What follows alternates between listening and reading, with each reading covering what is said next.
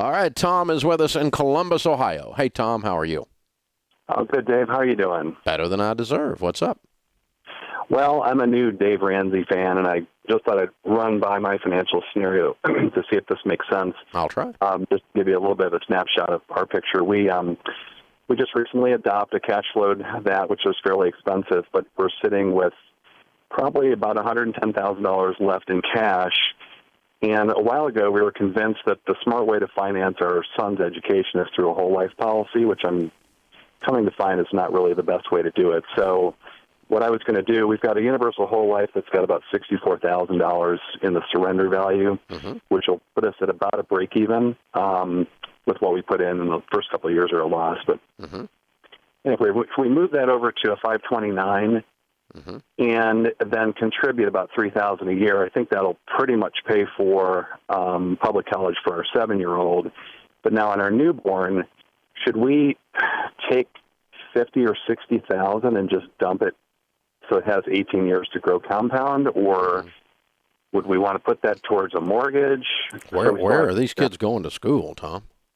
Well, I kind of was trying to figure out what college is going to cost in, anywhere from 11 to 18 years from now, and I'm showing public at about 96 and private at about 185. Yeah. So why would 60? Years. Yeah. I mean, why would 60,000 for that's a lot for a 7-year-old to get to 90. Well, that would put me at about 185,000. Oh, you're trying to fund a private. If he doesn't go to private, then I could carry it over for the girl. Right, I could move that, whatever's excess could be moved over to the daughter, right? And then we could just adjust at that point. Okay. Well, most 529s, it depends on which one you do, are limited to $10,000 a year going in. So it's going to take you a little while. Okay. It's going to take you a little while to move that into there.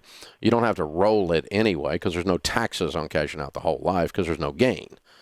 Right. You've lost money. You didn't gain money. And so based on the premiums you paid plus what you put in initially. So, you don't have to worry about that. You can just begin to move money that way. But I would say, okay, here's our target, and we're going to set some money in cash and systematically move it into the 529 for the 7-year-old. Same thing for the newborn, and you just come up with your target. It sounds like you've been doing some work on it. I'm fine, whatever you want to do. And then once you've kind of got that set up, you can kind of check that box. And then any other cash that's left above that, you just start throwing it at the house.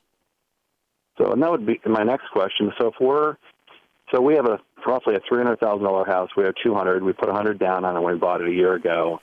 And my thought, if I'm paying like 4.25, would we want to just advance pay that rather than take the tax advantage of the interest if we're going to be able to earn 6 or 7% on cash? Well, you're not taking into consideration risk for one thing, and the other thing is this: when you pay 4% on $200,000, that's $8,000, okay, and that's just using round numbers, right? So 4.5 is $9,000, okay. So you're sending the mortgage company $9,000, and your household income's what? We're about 185. Okay, so you're in a 40% tax bracket, and so it saves you 40% of $9,000 on there, so it saves you $3,600 in taxes. Okay. So you don't want to send the mortgage company $9,000 to keep from sending the government $3,600.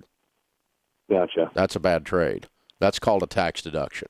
If you want to do that, just increase your charitable giving. It's the exact same math. You don't have to be in debt for that. Gotcha. So we don't stay in debt for that. But, of course, you take the tax deduction if you're itemizing and all you can until you get the house paid off. But I'm going to go ahead and clear the house as fast as I can.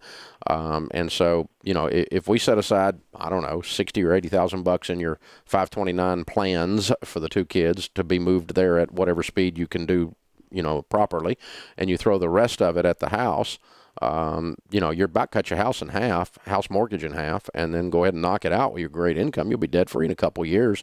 Then you're sitting on a paid for house, education's taken care of, retirement's underway. Really and truly you are at that point on baby step 7. There's nothing left to do but continue to build huge piles of wealth and become increasingly outrageously generous. Just increase your generosity. Just factor, you'll have a blast with it. It's the most fun you'll have with money, by the way. So good question, man. Thank you for joining us.